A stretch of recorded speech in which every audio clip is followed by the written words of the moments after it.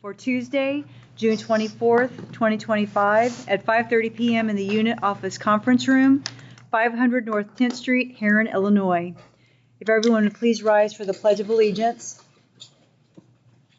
I pledge allegiance to the flag of the United States of America and to the republic for which it stands, one nation, under God, indivisible, with liberty and justice for all. Mrs. Hastings, would you please call roll? John Hutchinson. Here. Susie Etherton. Here. Cindy Miller. Here. Kelly Green. Here. Steve Young. Here. Brad Blakey. Here. Steve Robinson. Here. At this time, we'd recognize anybody who would wish to address the board. When recognized, that person should give their name before making their comments. Statements are asked to be limited to 5 minutes in duration. Do we have anyone here that would like to address the board at this time? Thank you for everybody that is here, by the way. We'll move on to the consent agenda. Need a motion, a second, and a roll call vote to adopt and approve items listed on the consent agenda and not extracted for Tuesday, June 24th, 2025. I need Mr. Wilson to explain, because I think there's some board members that are questioning the capital projects fund and the working cash fund. You explain that one, Rachel? The adopt resolution to authorize repayment from capital projects fund to working cash fund for interfund loan. Oh, that was just, we had an interfund loan between the two accounts, and then because at the end of the month, one of them didn't have enough cash, but then when the cash came in, we just had to transfer to repay it. Is that it? Yeah, I think the question was, at the capital projects fund, I thought the funds were for building projects only. So it was just that we had not put enough sales tax funds. The sales tax funds go between 30 and 60. Yes. Mm-hmm. So we've been putting them all in 30 for the bond payments, but we budgeted more into 60 this year because we knew we were going to need the surplus. So I hadn't moved all of that over yet. So at the end of the month, it was short. So it's just sales tax money that had been put into 30, but needed to be put into 60. So 60 at the end of the month was short money. So I needed to do an interfund loan, then transfer the money from 30 to 60, and then repay Fund 70. So in short, Sorry. Sorry. everything was done appropriately, correct? Yes. Okay. Yeah, Yes. So it wasn't really about any money being spent. It was about everything in Fund 60 was spent appropriately. There just wasn't enough revenue in there to cover what was spent. So basically, there was negative cash. So when there was negative cash, what I realized is it was because there was some sales tax funds had all been put into Fund 30, which is what we've always done in the past. But this year, when we did the budget, we realized with our projects, we would need to put some of that into Fund 60, and I had put it all in Fund 30. So it made negative cash here, so I had to do an interfund loan, and then I did another entry to get the sales tax revenue to where it needed to be in Fund 60, which then gave us the cash and then repaid the interfund loan. So everything's appropriate, and all this is accounted for appropriately for our auditors to be able to see that. We're and there would spending be no sales tax money on a issues. capital project, which is totally 100%. This was Wow. just an interfund loan, no expenses. This is all a balance sheet. Thank you, Rachel. Cindy Miller. Yes. John Hutchinson. Yes. Kelly Green. Yes. Brad Blakey. Yes. Susie Etherton. Yes. Steve Robinson. Yes. Steve Young. Yes. This time, Mr. Wilson, would you present an update on our district construction projects? Sure. We'll start with the junior high school. For all intents and purposes, junior high school is done. We're on punch list items. Those are things that just the small miscellaneous things that got to get taken place. One of the items that is maybe not as small is that whenever they painted the gym, the contractor did not cover the cold air returns, cover them, but didn't double cover. And so there was some paint that actually had gotten sucked in. Those paint flecks had gotten sucked in. So our engineers said that's got to be cleaned up 100% before we turn loose of that and say that's met qualification. So that's one thing. They actually just finished up the bleachers in the gymnasium a week ago Friday, so that's done. We just got our kitchen equipment debacle all organized. They'd sent the wrong steamers. Those new steamers came in last week as well, so those little pieces like that have been done. We'll have the new cafeteria tables being delivered Thursday of this week, I believe it is, Thursday or Friday of this week. So really, if you can see outside, the work is done from the contractor standpoint. Parking lot's done. Landscape on the backside's done. There is a void of a sidewalk on the south end of the gymnasium. We're going to put a sidewalk in there. Joe Garriani's going to do that locally. Joe, local concrete guy, going to do that for us. The city's going to come in and they're going to pave that. Which street is it? 13th? I always get mixed up. On the west side of the school. 13th. They're going to pave that. So that's going to clean that up and make that look nice in there. So outside, that part is being done. A couple of just miscellaneous issues throughout the whole project, but really it's done. At this point in time, to get junior high to open house with vacations, with everything that's being miscellaneous wrapped up, probably going to push that open house back to about the time school's going to start, a few weeks before school starts, so everybody can get in there and see it. If you've not been in there yet, it's really nice, Jim. It does look really good. Cafeteria looks good. Are they using the cafeteria for the Yes. program? Yes, we are. That's going smooth. Like the flow of the way the cafeteria is set up and things like that. The cafeteria is not an issue because we don't have that many kids coming in eating. It's been more of the learning experience on the kitchen equipment side of things. Then again, the kitchen equipment was outside of the general contractor's scope. That we had purchased that ourselves. And the Central Restaurant Supply, which was once Hobart, which was once something else, it changed hands like 3 or 4 times since they actually got the bid. That made it a little complicated, and we got some miscommunication on a few pieces, but we've got those lined out. So the kitchen's been running, John, and it's been, I'm glad we were able to do it now in the summertime with a kind of a minimal scale of food being served each day. So that's been a good experience, but good dry run more or less. So we've stayed on them, the kitchen supply company, and we're about to get that all wrapped up in good shape there for the junior high project. So we still have the retainage that we owe, that we owe the contractor. And once they finalize the punch list items to our satisfaction, then we'll release those final funds, which is about $650,000, about 10% of the original project bid. And we'll release those once we have everything done to our satisfaction. Mr. Wilson, Yes. I probably should know this. Who's our engineer for this project? So the engineer is WFP, is one of them on the heating mechanical side of things. Ryan Farley was one of the engineers on it as well. I feel like I'm missing one of the engineering groups in there. Those are 2 of the engineering companies, I know that. But there's a few of them in there involved in that project. Okay. Thank you. On the last month's meeting, we talked about the unit office and possible explore the unit office and what can we do as far as making improvements here. I got in touch with Steve Sims, our architect, and Steve had kind of dropped a generic print for what a unit office could look like for us here. The unit office team, we all got our eyes on that. Spent a couple days looking, and then we got together, spent some time kind of dissecting it with Steve, talking about what worked, what didn't work. Some back and forth with Steve on that.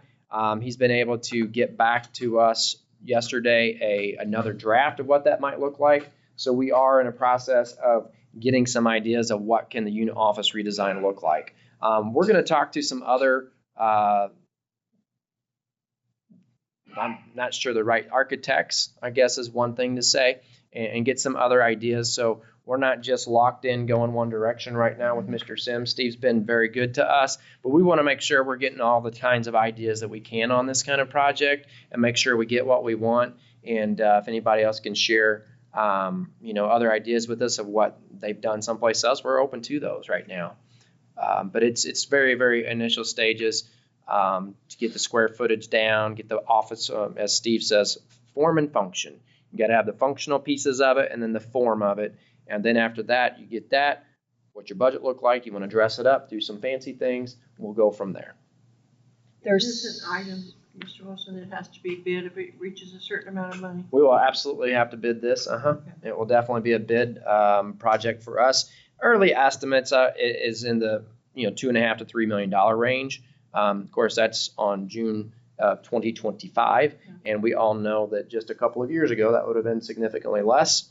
And if we start, getting into the budget side of things and looking at what's our timeline for something like this, if it can happen, when it will happen, those pieces will have to come together. But I would estimate $3 million is a pretty good number to work with.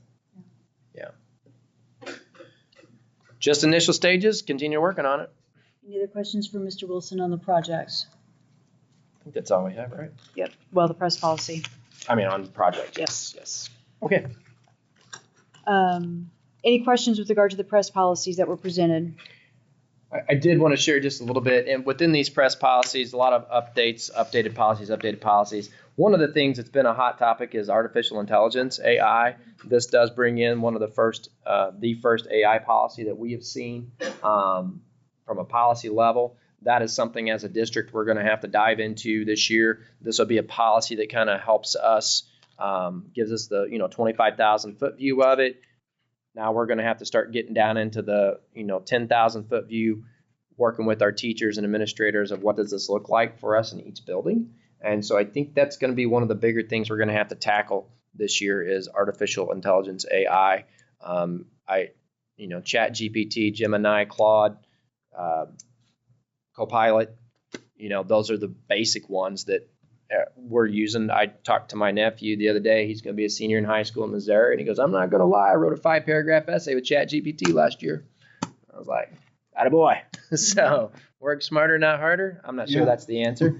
But I do know it's something that, it's not necessarily what are we going to teach our kids. We're not at that level yet. They're already using it. It's more how do we manage it? How do our teachers use it in the classroom? How do we kind of harness the power of it and also protect from the dangers of it? So that's something that we're going to have to get into. And some of those, that's a basic policy that's in this month's press packet. So just wanted to address that because there's going to be more to come on that, I'm pretty sure. Any questions for Mr. Wilson on those? Not need a motion, a second, and a roll call vote to adopt and approve the school board press policies as presented. So moved.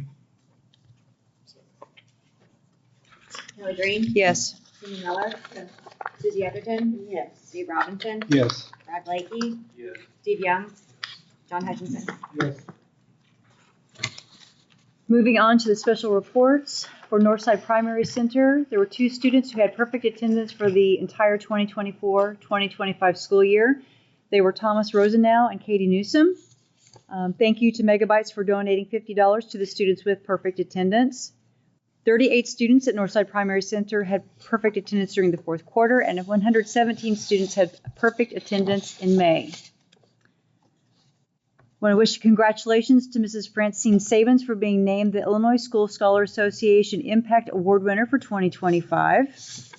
And last but not least, we want to recognize our high school accomplishments. For boys track, all conference members were Chris Nelson, Mason King, Nolan Frost, Jacoby Stubbs, Jayton Hobson, Gabe Eldridge, Miles Burks, Sam Jolliffe, Noah Coleman, Braden Davis, Waylon Hall, and Kyrie Lukens. Special congratulations to Chris Nelson, who placed first in the long jump at the IHSA 2A state tournament. Chris jumped 24 feet, 5 inches and something else. Now ranked number 4 in the state as well as 25th in the U.S. Anyway, so proud of Chris. That's just wonderful for him to be ranked that high in the United States. And so hopefully he will go on and do good things. I know that he's been looking at some colleges and things like that. So good luck to him. Girls track, all conference members, Shania Johnson, Ellery Blakey, Josie Brandon, Aaron John, Aaliyah Williams, Brooklyn Brandon, and Emery Skaggs. For softball, our all conference members are Reese Elliott, Sophie Schramm, Branson Hill, Madison Dickerson, and Remy James. For baseball, all conference members were Talon Nemeth, Chance Estes, Carter McCree, Jackson Falconberry, and Jackson Hudson. And last but not least, bass fishing, Tanner Hall and Rylan Ladaweda. I knew how to pronounce the Ladaweda. The Rylan got me mixed around there. Placed 6th at the IHSA State Fishing Tournament at Lake Shelbyville. So congratulations to all of our Tigers. One of the things too I want to throw out there, we just got yesterday, Miss Coffee had written for a breakfast expansion grant, school breakfast expansion grant, and the district was awarded that, and that's going to allow us to replace our milk coolers in our cafeterias. So that's a nice little upgrade for us. Yeah, so Miss Coffee's great about finding those grants and getting on them and getting those funds. So I mean, every $5,000-$10,000 she gets helps tremendously. I'm not sure the total value of that, but it's a good one. Thank you to Mrs. Coffey for that. Moving on to new business. Any discussion with regard to the district phone system? Any questions? If not, we need a motion, a second, and a roll call vote to approve the proposals with complete technology solutions as presented. Second. Steve Young, Yes. Brad Blakey, Yes. John Hutchinson, Yes. Steve Robinson, Yes. Kelly Green, Yes. Susie Etherton, Yes. Cindy Miller. Yes. We need a motion, a second, and roll call vote to approve the 2025-2020 handbooks as presented. So moved. Question. Yes? Were there revisions made in the high school handbook? I didn't read the whole. Yes. Okay. I have a question too on that. I didn't read all the pages, I have to admit that. I looked at the yellow highlighted. Sure. stuff that was included. And the only thing I reflect on is when we're citing state law, Mhm. or we're talking about referring it to state law, it might be nice to make a citation there on the page, the document, the citation. So if a parent decides, I'm gonna look that up, Oh, I see what they you're saying. might have a better effort of trying to find out exactly where we're looking, because state law is a wide open. It's a pretty broad. Document. Yeah. And I was in particular talking about corporal punishment, because you say that, you know, in the elementary school, that it's referring back to state law. So we probably need to, we don't have to cite it and quote it, but we need to give a paragraph and a page or something like that so they can refer back to what that means. But note more or less. What I was going to say is if this is going to be electronic, Mhm. then you could put the hyperlink in there for them to immediately go to. And that may be throughout, I'm only implying this to one thing that it kind of stuck out to me. It may be through the Yeah. documents book, and it might be a nice idea just to, And Take I a peek. think it's a good idea, and we were making you've made a lot of changes.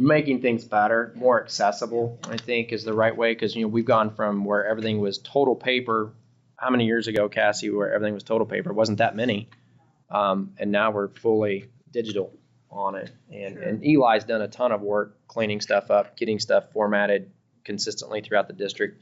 We do also utilize the IPA, Illinois Principals Association Model Handbook, so we can make sure we're keeping ourselves in check with any legal pieces of it that may have changed as well. But I like your idea. Yeah. And that one document too, and you might look at page 30, where it's a complaint by students. Mm-hmm. It might be that there's a duplicate there, because it talks about who to report to.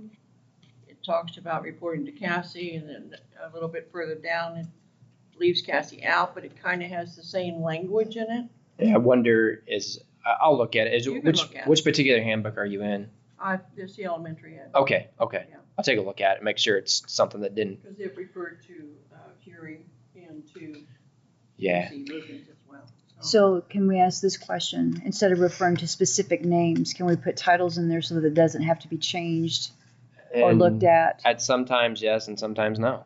I mean, there can be generic placeholders at times, but the other times you have to have a specific name. Okay. Mhm.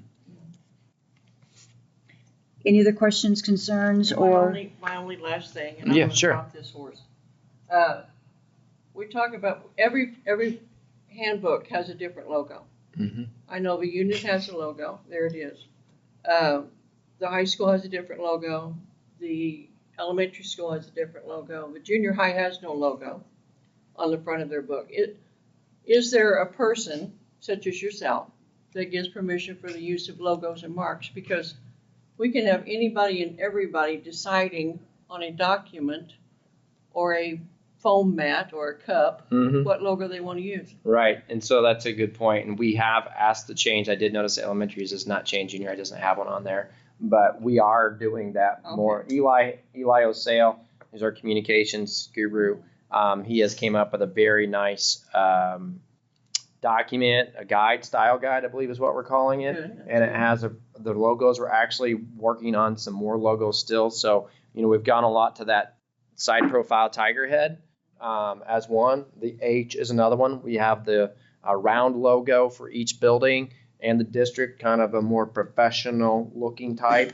And now as coaches have came to us, club sponsors have came to us and said, I need a more kid-friendly logo because that tiger's too scary.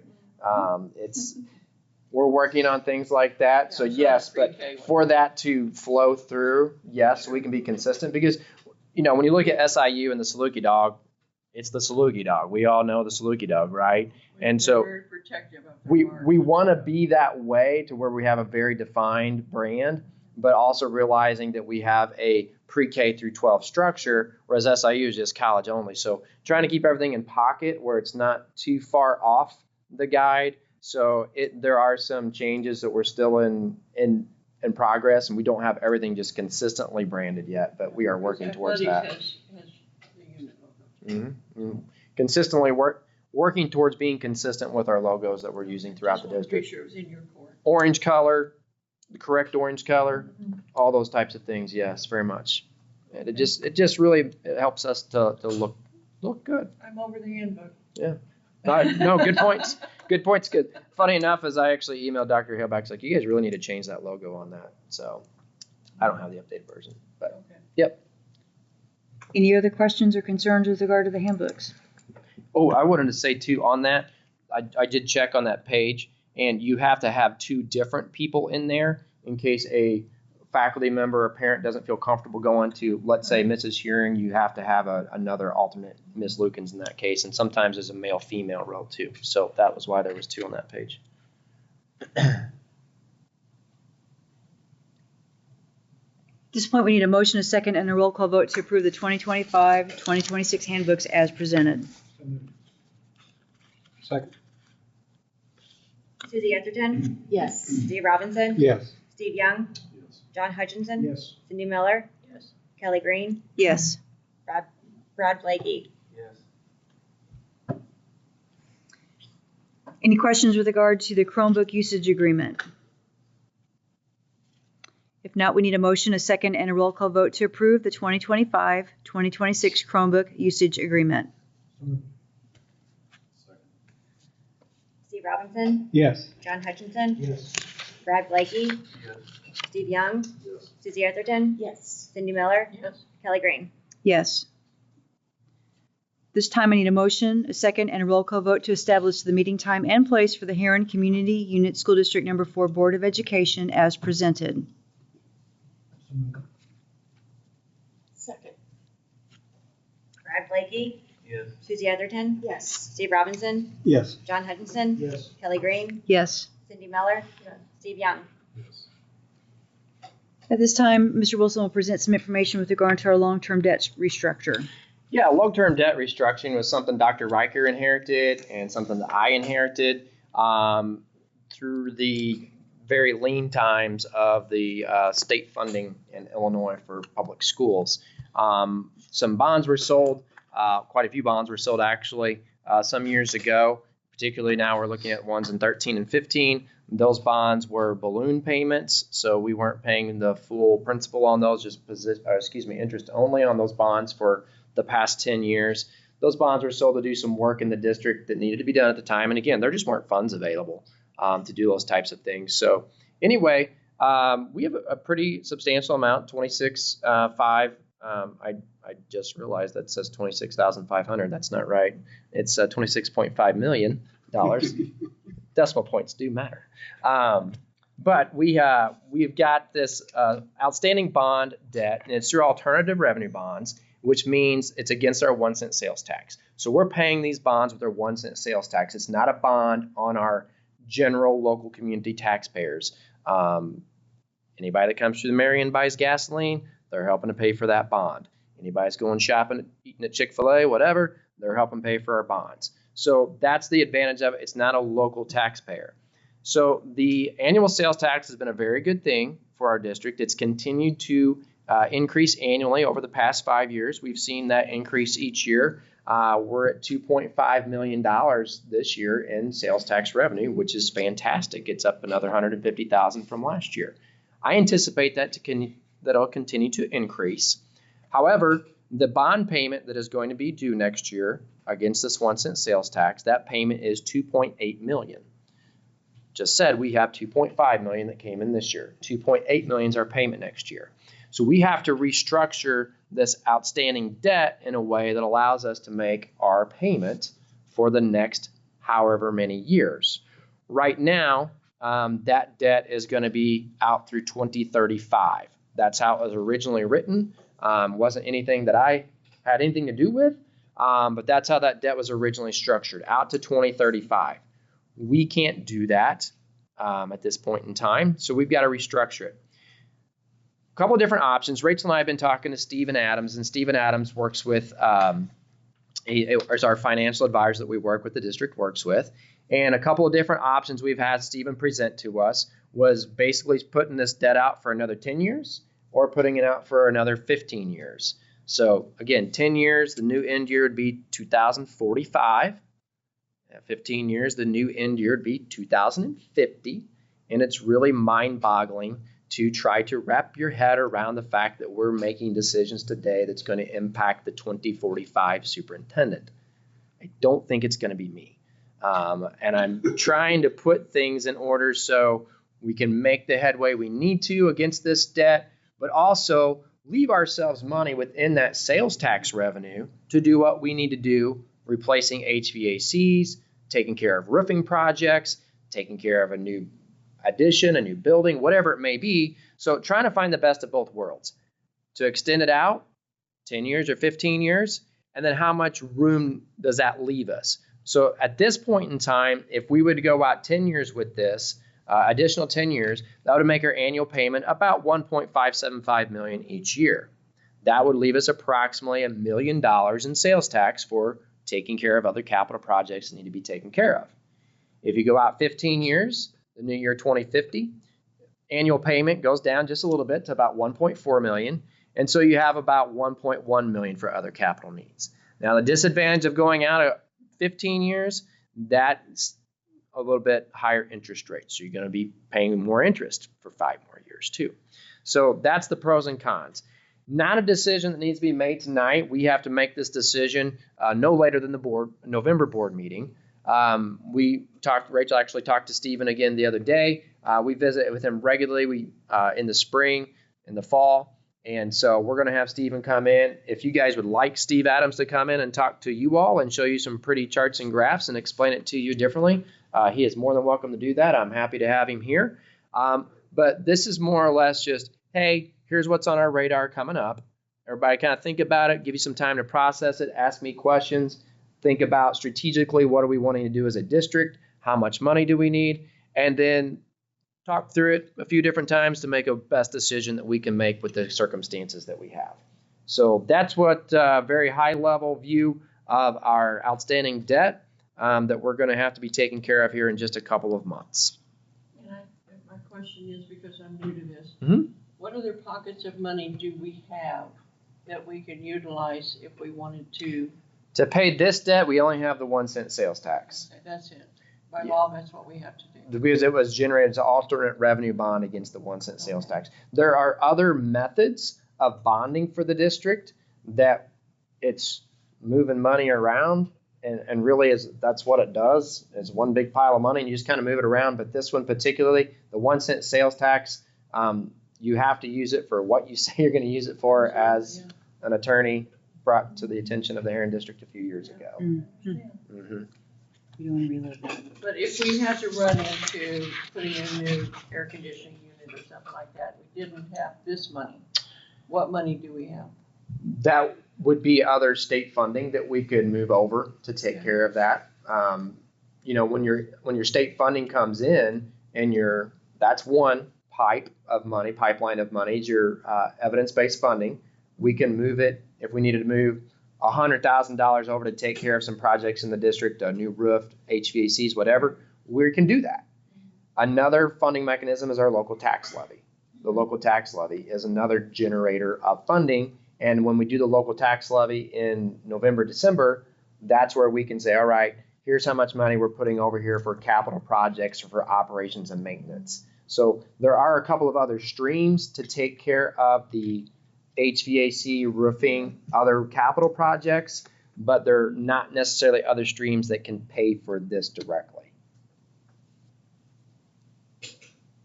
And taking this $1 million that we project we would have in revenue, Mm-hmm. if we didn't use all that $1 million, We would build it it would build in the fund. okay, It would continue to build. You're just banking it. okay. Yeah. That's kind of what we did with our ESSER funds, which was the federal government COVID money. We didn't spend that money, whatever year it was that was released, but we kind of saved it up to spend it this year. Any other questions with regard to our long-term Good debt? questions, though. Yeah, thanks.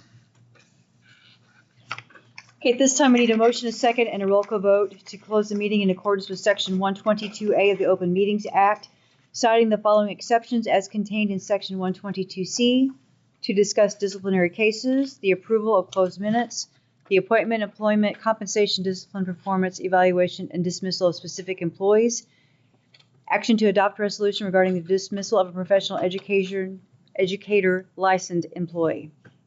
So moved. Second. John Hutchinson, Yes. Susie Atherton, Yes. Cindy Miller, Yes. Kelly Green, Yes. Steve Young, Yes. Brad Blakey, Yes. Steve Robinson. Yes. To reconvene to the open session. So moved. Second. Cindy Miller, Yes. John Hutchinson, Yes. Kelly Green, Yes. Brad Blakey, Yes. Susie Atherton, Yes. Steve Robinson, Yes. Steve Young. Yes. We need a motion, a second, and a roll call vote to adopt the closed minutes of the meeting held May 27th, 2025. So moved. Kelly Green, Yes. Cindy Miller, Yes. Susie Atherton, Yes. Steve Robinson, Yes. Brad Blakey, Yes. Steve Young, Yes. John Hutchinson. Yes. I need a motion, a second, and a roll call vote to approve Brad Blakey as a dollar cross-country coach for the high school. So moved. Second. I abstain. Cindy Miller, Yes. John Hutchinson, Yes. Kelly Green, Yes. Brad Blakey, I abstain. Susie Atherton, Yes. Steve Robinson, Yes. Steve Young. Yes. Need a motion, a second, and a roll call vote to approve the following personnel recommendations as presented. Resignation, Lindsay Edmonds as a lead cook for the elementary school. Chelsea Reagan as a part-time nurse for the district. For employment, Matthew Youngblood as a custodian for the district. James Elliott as head cross-country coach for the high school. Rob Tate as an assistant cross-country coach for the high school. Vacancies to be posted. Lead cook for the elementary school. Cooks for the district, 2 of which. Part-time nurse for the district. Custodian for the district. And a paraprofessional for the pre-K center. Second. Steve Young, Yes. Brad Blakey, Yes.